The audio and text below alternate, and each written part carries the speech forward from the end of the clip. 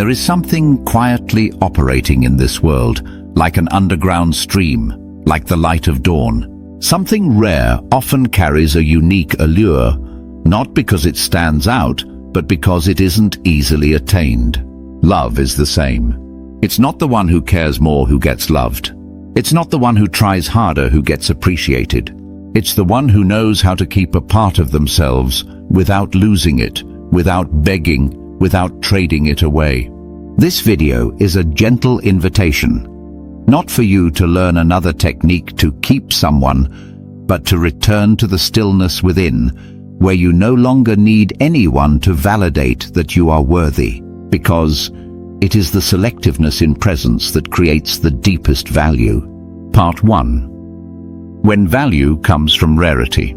In a world with increasingly endless choices, there's a paradox few dare to admit.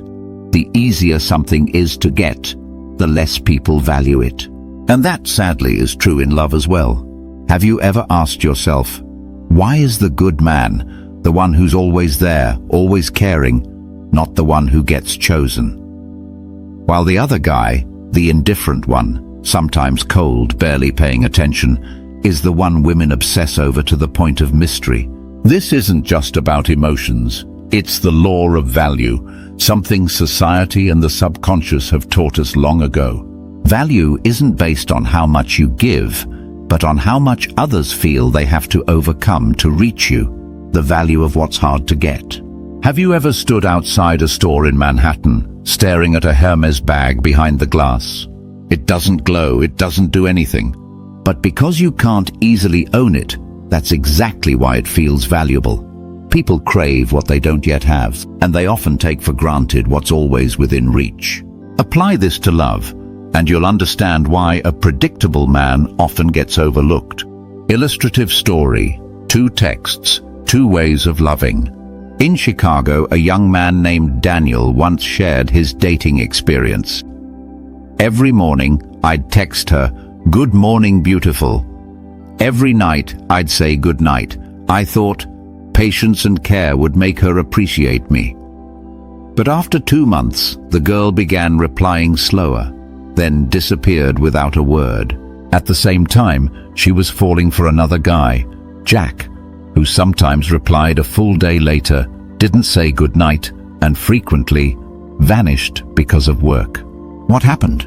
Daniel was the guarantee, Jack was a mystery. And women, like all human beings, are drawn to what stirs unanswered questions. The psychology of hard to get. We often judge the value of something not just by its nature, but by how hard it is to obtain. When a man always replies within 5 seconds, always says yes to plans, is always available, he slowly becomes the default option. No more excitement, no more anticipation, only familiarity, and sometimes boredom. On the other hand, a man who isn't so predictable, who has his own life, is busy with work, isn't always available, stirs a question in a woman's mind. What is he doing? Is there someone else? Why am I not his priority? And once those questions arise, she's already investing emotionally without realizing it. When they start chasing you back, the key here isn't to pretend to be distant, but to actually live a life with your own direction, with things that matter beyond romance. When you're not overflowing with availability, you naturally become more valuable. Picture a cafe in Seattle. There are 2 counters, one with no customers, ready to serve immediately, one with a long line of people waiting. Which one would you choose? Most people answer the busier one, because human psychology believes what many desire must have value. Selectiveness creates magnetism. Love isn't just the sum of caring actions, but the balance between presence and boundaries. A smart man isn't the one who gives unconditionally, but the one who sets limits to his presence intentionally. You don't need to become a bad boy. Just become the kind of man that, even when you're not there, your absence still lingers in someone's mind. And that is when you're not just loved, but deeply desired. Part 2. Respect doesn't come from being a nice guy. There is a truth that many kind men don't want to hear. And the more they avoid it, the more they repeat the same mistake. The more you try to please a woman from the very beginning, the more you lose her respect. Respect does not arise from kindness. It comes from the inner value you uphold, even when others don't recognize it. The painful truth: women don't respect those who overindulge them. In San Francisco, a friend named Robert, a warm, intelligent software engineer, once shared, "I agreed with everything she said, never let her wait, gave her gifts, wrote handwritten letters. I thought, who wouldn't appreciate a man like that?" But after a few weeks, the girl pulled away. Her reason: "He's too nice, but he doesn't make me feel anything." Sounds unreasonable, but it's very real. Because Robert, though kind, gave away his respect before she had earned it. He turned himself into an emotional servant, instead of being a man with opinions, boundaries, and personality. Respect is a reaction, not a reward. Imagine this. You walk into a meeting room. Two men are talking. The first nods constantly, smiles at everything the other says, avoids all disagreement. The second occasionally disagrees, challenges ideas, and holds his own stance without being rude. Who do you respect more? That's why, in love as well, women are not looking for complete agreement. They seek a man who holds his ground without needing anyone's permission. A story from Miami. Alicia, a communications professional, shared about 2 dates. The first, Tom, was the type who always said, "Up to you. Whatever you pick is fine. I like whatever you like." At first it was cute, then bland. The second, Marcus, a free-spirited bartender. When she ordered a super sweet cocktail, he laughed. "Are you serious? A Miami girl choosing a drink like a middle schooler?" The whole table laughed. She blushed, but never forgot it. I wasn't offended. I was intrigued, because he wasn't afraid to upset me. He was real. Women may not love rude men, but they always respect those who aren't afraid to lose them. The attitude of asking permission to be loved is a sign of weakness. When you see being loved as a kind of special privilege that you must earn, you unconsciously place the woman on a pedestal. And once you're in the lower position in that dynamic, everything you do carries the scent of begging. Attraction doesn't come from how much you give, but from the feeling that you can walk away at any time if you aren't respected. A man of value doesn't need to please.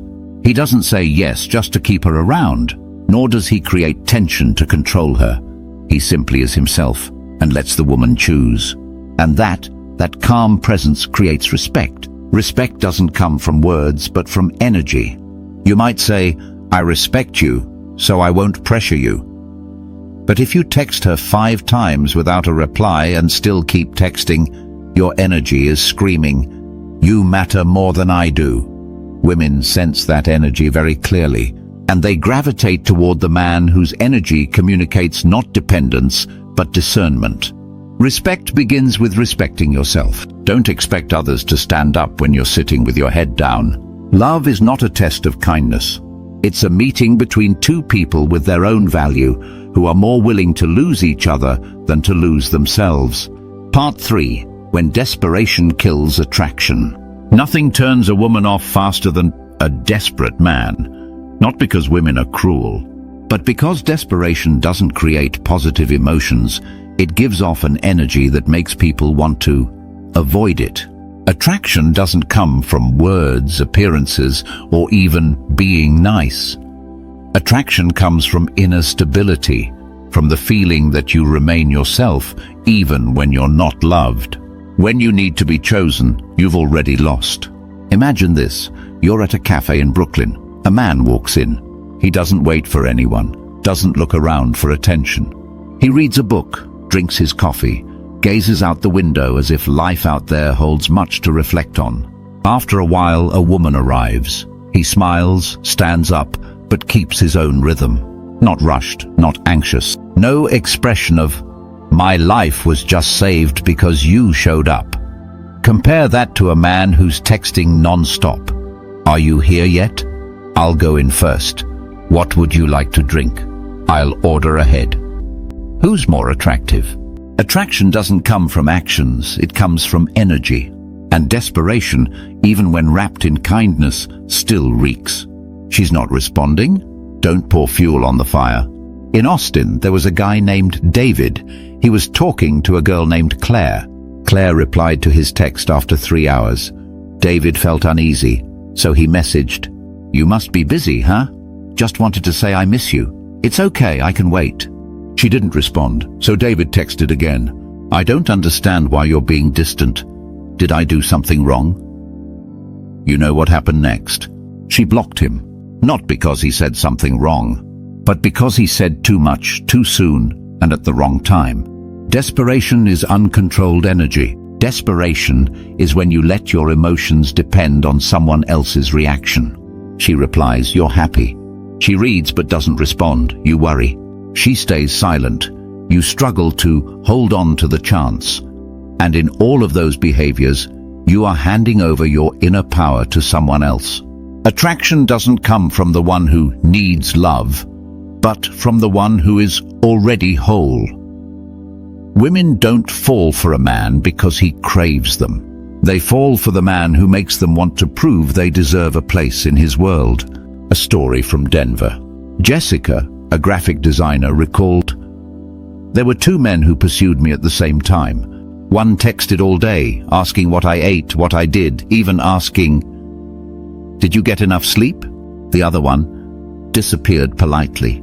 He only messaged when he had something worth saying. No small talk, but every time he showed up, I had to read the message again. The first made her feel cared for. The second made her feel like she had to earn that care. And that is what's attractive. Questions for self-reflection. When she replies slowly, "How do you feel?" Anxious or calm and continuing with your life? Have you ever done something not because you wanted to, but because you were afraid of losing her affection? If she stopped caring, would you panic? Or would you still be whole enough to say, "I accept it"? Staying grounded, that's the greatest attraction. A truly attractive man knows, "I like you, but I don't need you to survive.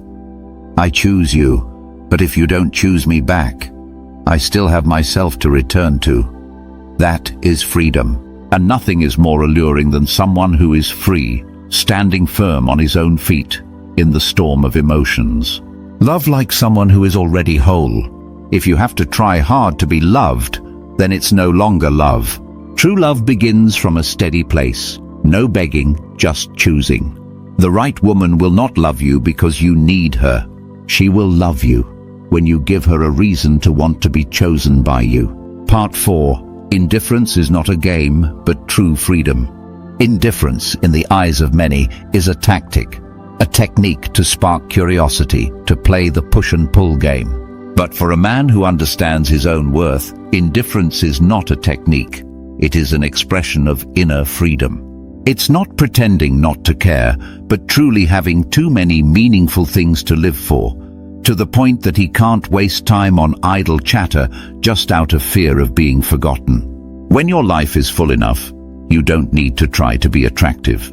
In Manhattan, there's a man named Ethan, an architect, passionate about photography, who enjoys sitting alone reading Hemingway on Sunday mornings. You won't see Ethan sending "Good morning, my princess" texts every day. You won't see him liking every story or tapping on every status. Not because he's arrogant, but because Ethan has a life that doesn't revolve around being loved. And that is what makes him attractive. True indifference is peace, not a strategy. A man who doesn't check his phone every 5 minutes isn't playing games. He simply doesn't do it, because he doesn't need constant external validation to feel worthy. When you no longer need to be remembered, liked, or replied to quickly to feel okay, you've entered the realm of the truly free. And from that freedom, the energy of attraction radiates. Fake indifference is always obvious. There's something strange. Women, especially experienced ones, can instantly tell the difference between real indifference and calculated distance meant to manipulate. The man pretending to be distant still sneaks peeks at whether his message was seen. The truly indifferent man might forget his phone while working or playing ball with friends. A man who doesn't reply right away because he's reading a book or meditating is 100 times more attractive than someone who stays silent just to confuse her. A teacher in Seattle. Eleanor, an elementary school teacher, shared a story about her ex-boyfriend. He was a high school teacher, loved his job, loved his students, and rarely used social media. At first I was annoyed. Why didn't he view the stories I posted? But then I found myself drawn into his world. A world without push notifications, but full of purpose and real presence. She started being the one to initiate. She made plans, she texted first. I realized I wanted to be in his schedule because that time wasn't easily available. What's too easy to get will soon be taken for granted. The man who's always online, always replies fast, always at your call, sooner or later becomes a familiar shadow in a woman's mind. Conversely, the one who lives with purpose and direction, who doesn't need to be available at all times, makes women stop and think. What is he doing? Why hasn't he replied? Is someone else with him? And it is precisely those unanswered questions that start to awaken emotions. Indifference, if it's real, is the behavior of someone with value. You don't need to act cold. You just need to live at your own pace. When you have work that needs you, friends waiting for you, a mission calling you, you don't need to be free to love 24/7. And it is exactly that, the energy of I can love, but I don't need love to survive, that makes women stop and see you differently. Conclusion. Indifference is not for manipulation, but for freedom. True indifference doesn't hurt others. It simply requires them to take the initiative to step into your world if they truly want to be present. And the man strong enough not to chase is the one others will chase. Part 5. Women don't just want a man, they want a man who is wanted by others. If you think that just being kind, faithful, and sincere is enough to be loved, you've overlooked an extremely important principle in human psychology. Value doesn't come only from your essence, but also from how society perceives you. Women, like men, are influenced by a mechanism called the social proof effect. Simply put, if many people want something, we instinctively believe it must have value. And in love, this works the same way. If others like him, he must have something special. She might not know much about you yet, but if she sees many women paying attention to you, smiling at you, trying to touch your arm when they talk, a part of her starts to wonder, am I missing something about this guy?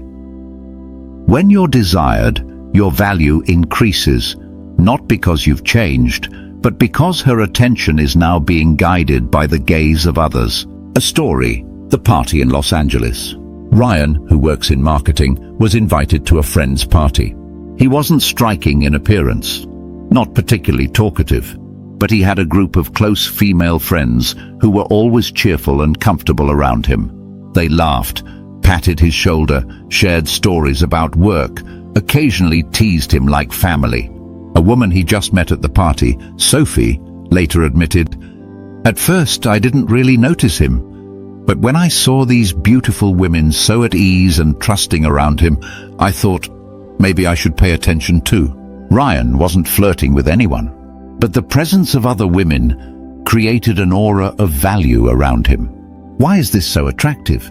Because women, like all of us, want to make the right choice. They fear investing emotionally in someone who isn't worthy.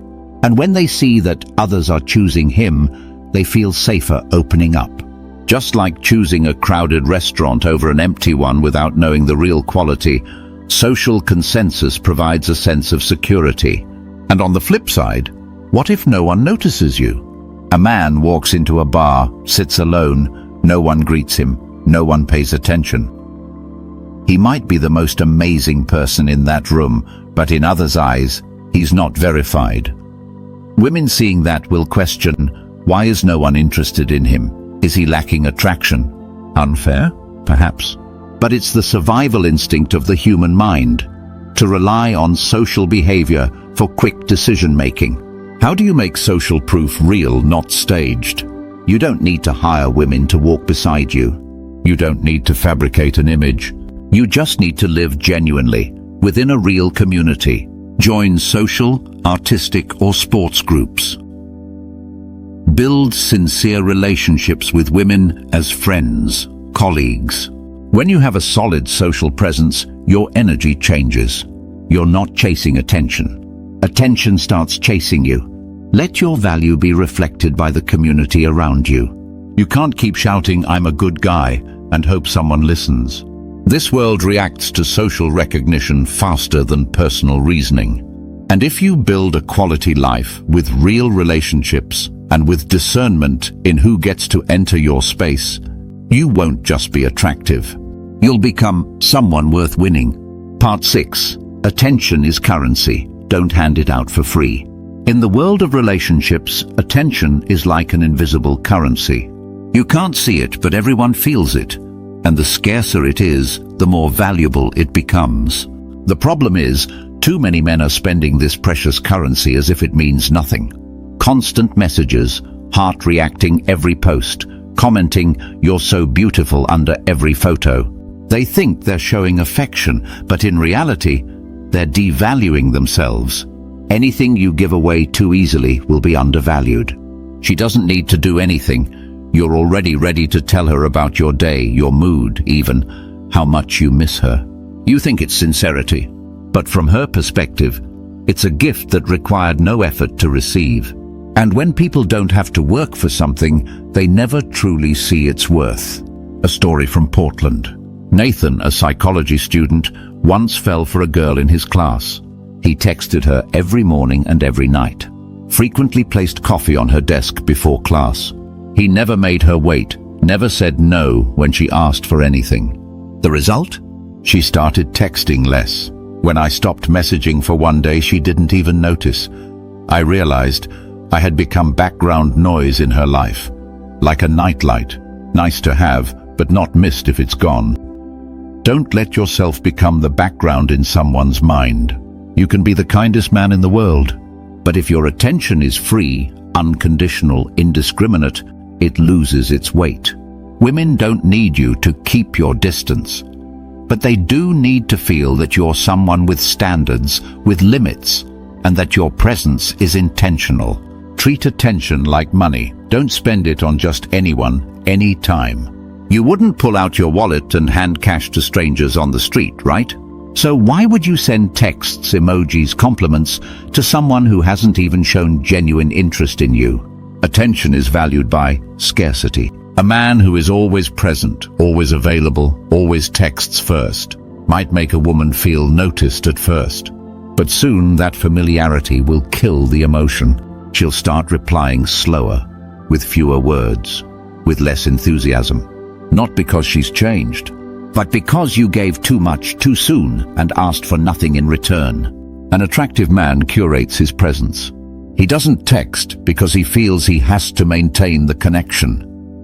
He only reaches out when there's something meaningful to say. He doesn't heart react to every picture. He compliments, but only when he truly feels it's meaningful. And because his presence doesn't repeat itself into boredom, every time he gives someone attention, it feels special. Are you investing your attention, or are you scattering it? Each time you show care, ask yourself, what has this person done to deserve my attention? Am I creating a connection, or just filling an inner void? If she doesn't respond, do I feel devalued, or do I remain steady? Selective attention gives you gravity. Don't spread your attention like flyers on the street. Use it like an invitation card, sent only to those worthy of stepping into your world.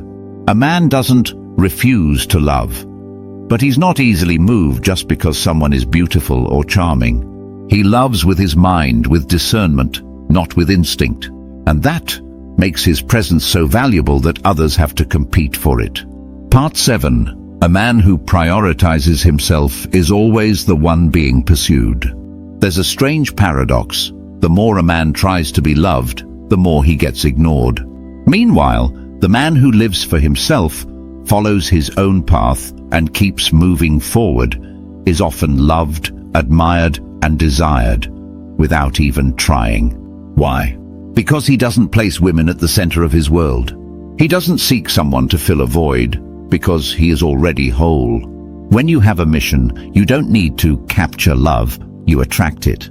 In Boston, there's a man named Michael, a former soldier, now the owner of a small auto repair shop. He doesn't use social media. He doesn't know much about modern dating games. But every day he wakes up at 5 a.m., exercises, works, and teaches a group of teenagers how to fix cars. He doesn't flirt, doesn't crush on anyone, doesn't try to impress. And then a regular female customer started asking about him. She told her friend, "He's not trying to attract anyone, but everything about him carries weight." A man with direction and stability naturally carries attraction. He doesn't invite people into his world. But when someone steps in, they know they must have the strength to stay. Women don't chase the men who chase them. It may sound contradictory, but the truth is, women aren't attracted to men who make them the ultimate goal. When a man sacrifices his career, time, beliefs and interests just to keep the love, women don't see him as noble. They see him as lacking direction. An attractive man must have something more important than her. Something that makes him not always available, not always agreeable, not always accommodating. Prioritizing yourself isn't selfish. It's the foundation of value. You don't need to abandon anyone or act indifferent. You simply need to put yourself, your dreams, your career, your health and your soul first. When your life is big enough that you don't depend on love to feel whole, love will come to you without bringing a burden. A CEO in San Diego, Julia, a communications executive, shared about a man she once pursued. He wasn't the most handsome and he didn't say sweet things, but he had vision, always punctual, always knew what he was doing each day. At first I thought he was a bit cold, but the more I got to know him, the more I realized he wasn't cold, he was living with purpose, she added, and I felt lucky if I could be a part of that world. Are you living like someone waiting to be invited into someone else's world, or inviting them into your own? An attractive man doesn't ask, "Does she like me?" He asks, "Does she fit into the life I'm building? Can she walk this journey with me, without pulling me off course?" The reality, whoever makes their own life the priority will always lead in every relationship. Because when you live for yourself, you're less affected by rejection. You're not afraid of losing someone because you haven't lost yourself. And you don't rush because you're moving forward, not standing still waiting for love to arrive. The one being pursued isn't loved because he's lovable, but because he's living meaningfully.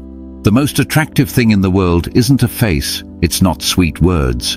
It's the image of a man walking his path, steady step by steady step, day by day.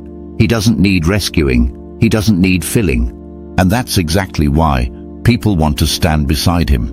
And now you see it clearly, don't you? From scarcity, selectiveness, indifference, to self-sovereignty. It all revolves around a single axis. Your value doesn't come from how much you please others, but from how truthfully you live with yourself. Conclusion. A man isn't attractive because he tries to be special, but because he lives as if every moment matters. Not rushing, not inviting. But when someone steps into that world, they feel its fullness and ask themselves whether they are deep enough to stay. Live as someone others long to touch, just to be reminded that freedom and self-respect never go out of style. Love, if it comes, will come as a gift, not as compensation. And when you are peaceful enough to not need to be chosen, that's the moment you become more desirable than ever.